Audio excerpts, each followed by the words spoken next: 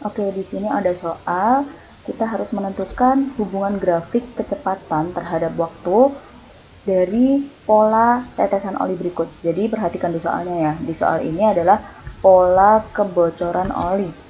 Nah, kita ingat-ingat lagi ya. Kalau misalnya kita bayangkan ada sebuah mobil yang mengalami kebocoran oli.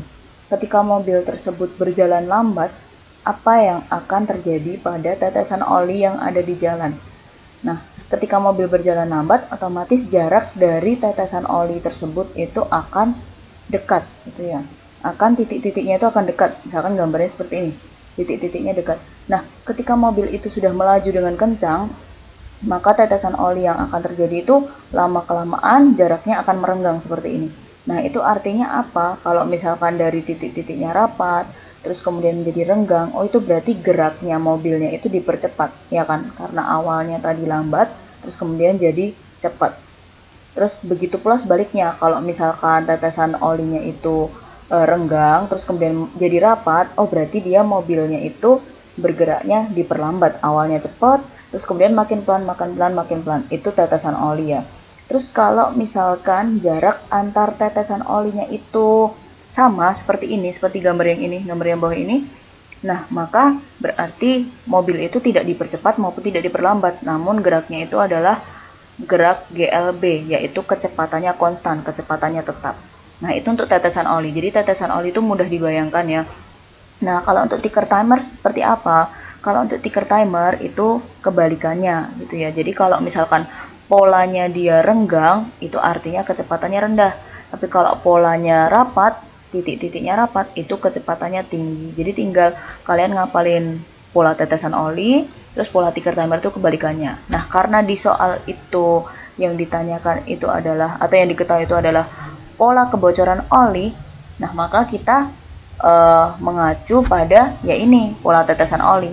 Nah, cara menggambarkan grafiknya seperti apa? Ingat ya, nanti kan ini ada 3 jenis gerakan. Ada GLBB diperlambat, GLBB dipercepat, terus kemudian ada GLB. Kalau untuk grafik VT untuk GLBB diperlambat, nanti grafiknya nurun ke bawah seperti ini. Ini GLBB diperlambat. Tapi kalau untuk GLBB dipercepat, ini GLBB diperlambat ya. Kalau untuk GLBB dipercepat, nanti grafik VT-nya naik kayak gini.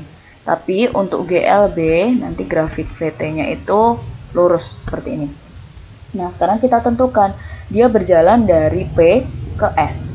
Jadi kita lihat tuh, dari P ke Q dulu. Dari P ke Q itu kita lihat titik-titiknya rapat, terus kemudian merenggang. Berarti dari titik P ke Q itu geraknya apa? Awalnya rapat, tetesan olinya rapat, terus kemudian jadi renggang. Berarti itu adalah GLBB dipercepat. Nah, terus kemudian kalau dari titik Q ke titik R, itu kita lihat pola titik-titiknya ini. Ternyata pola titik-titiknya itu jaraknya sama. Berarti dari Q ke R itu geraknya adalah gerak GLB. Terus kemudian kita lihat dari R ke S. Awalnya renggang, titik-titiknya menjadi rapat, ya kan? Kalau kita bayangkan oli, tetesan oli berarti dari R ke S itu dari renggang menjadi rapat.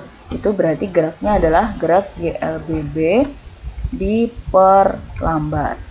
Nah, kemudian tinggal kita gambarkan saja grafiknya. Kira-kira gimana? Kalau GLBB dipercepat, oh berarti grafiknya mula-mulanya ini dari titik P ke titik Q ini grafiknya naik dulu. Naik gitu ya.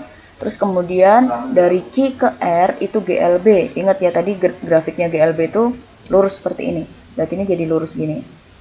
Terus kemudian dari R ke S itu GLBB diperlambat. GLBB diperlambat tuh grafiknya menurun seperti ini.